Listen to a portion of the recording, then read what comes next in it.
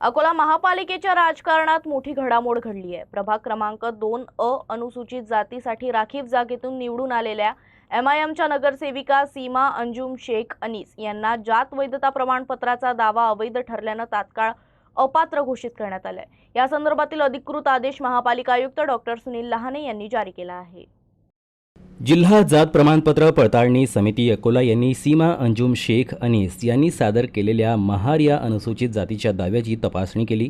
समितीने 6 जुलै 2026 रोजी हा दावा अवैध ठरवल्यानंतर महापालिका प्रशासनाने पुढील कारवाई केली। महाराष्ट्र अनुसूचित जाती, अनुसूचित जमाती, विमुक्त जाती, भटक्या जमाती, इतर मागास वर्ग आणि विशेष मागास प्रवर्ग अधिनियम 2000 तसेच महाराष्ट्र महानगरपालिका अधिनियमातील संबंधित तरतुदीनुसार आयुक्तांनी अपात्रतेचा आदेश जारी केला। या आदेशानुसार राखीव जागेवर निवडून आलेल्या सदस्यांचे जात वैधता प्रमाणपत्र अवैध ठरवल्यास संबंधित सदस्यांची निवड भूतलक्षी प्रभावाने रद्द मानली जाते। त्यामुळे सीमा अंजुम शेख अनीस या महापालिका सदस्य म्हणून अपात्र ठरल्या असून प्रभाग क्रमांक 2 मधील जागा रिक्त झाली आहे। पुढील प्रशासकीय आणि निवडणूक प्रक्रिया राज्य निवडणूक आयोगाच्या निर्देशानुसार पार पडणार आहे। या निर्णयामुळे अकोला महानगरपालिकेतील राजकीय समीकरणांवर परिणाम होण्याची शक्यता व्यक्त केली जात आहे। दरम्यान काँग्रेसचे नगरसेवक शेख अब्दुल्ला शेख सलीम आणि राष्ट्रवादी काँग्रेसच्या नगरसेविका आमरीन सदफ अब्दुल रशीद यांना या प्रकरणात स्थगिती मिळाल्याने त्यांच्यावरील अपात्रतेची टांगती तलवार अद्याप कायम असल्याची चर्चा राजकीय वर्तुळात सुरू आहे।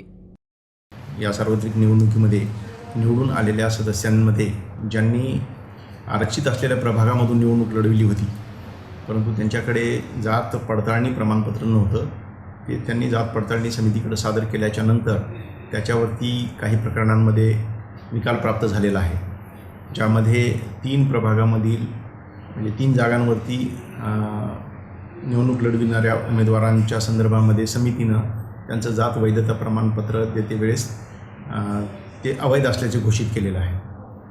त्या अनुषंगाने महानगरपालिकेकडे प्राप्त अहवालाच्या अनुषंगाने सीमा अंजुम शेख अनीस या प्रभाग क्रमांक 2 मधून अनुसूचित जाती या प्रवर्गामधून निवडून आलेल्या होत्या, त्यांचं जात प्रमाणपत्र अवैध झाल्याच्या अनुषंगाने अधिनियमामधील तरतुदीच्या अनुषंगाने कलम 5B जो आहे त्याच्या अनुषंगाने आणि माननीय राज्य निवडणूक आयोगाचे 2013चे एका परिपत्रकामध्ये आदेश आहेत, ज्यामध्ये आयुक्तांनी या संदर्भामध्ये आदेश निर्गमित करावायचा आहे।